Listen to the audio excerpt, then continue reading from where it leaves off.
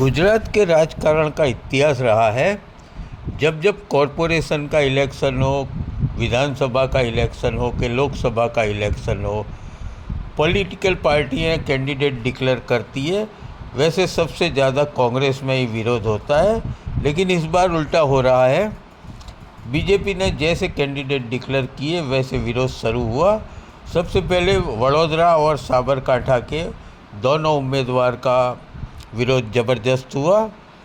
आखिरकार बीजेपी को वडोदरा से और साबरकांठा से उम्मीदवार बदलने पड़े। साबरकांठा के उम्मीदवार भीकाजी ठाकुर जो पहले डिक्लेयर हुए थे, बाद में उनकी टिकट कैंसिल की। टिकट कैंसिल होने के बाद ही साबरकांठा में भीकाजी ठाकुर के हज़ारों सपोर्टर रोड पर उतर गए हैं कि भीकाजी ठाकुर को फिर से टिकट दो, हमारा उम्मीदवार भीकाजी ठाकुर ही होगा। गुजरात के इतिहास में कभी ऐसा नहीं हुआ था कि बीजेपी हाई कमांड जो कैंडिडेट डिक्लेयर करे उसका विरोध हो और उसकी टिकट कटे।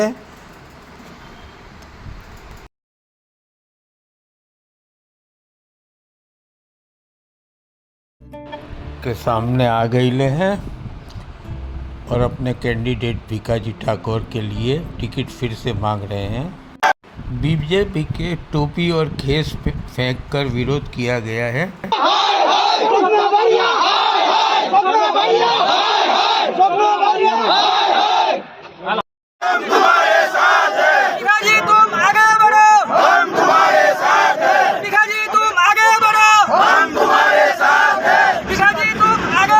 बीजेपी तुझसे देर नहीं,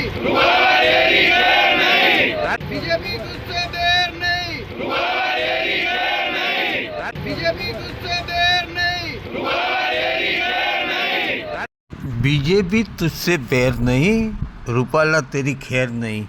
ये सूत्रोच्चार हो रही है सौराष्ट्र के राजपूत समाज की ओर से।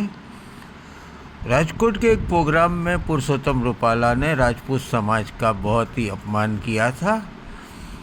राजपूत समाज की एक ही मांग है कि माफ़ी से नहीं चलेगा, बीजेपी के राजकोट लोकसभा सीट के लिए उम्मीदवार बदलना ही पड़ेगा, रूपाला की टिकट कैंसिल करनी पड़ी। वडोदरा के बीजेपी के कैंडिडेट रंजनबेन भट्ट का भी ज़बरदस्त विरोध हुआ था पूरे वडोदरा में।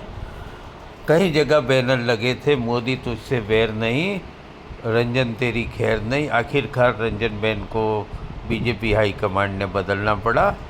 अभी वलसाड़ में बीजेपी के उम्मीदवार के खिलाफ पत्रिका वॉर चल रहा है। देखें अब क्या वहाँ वलसाड़ होता है।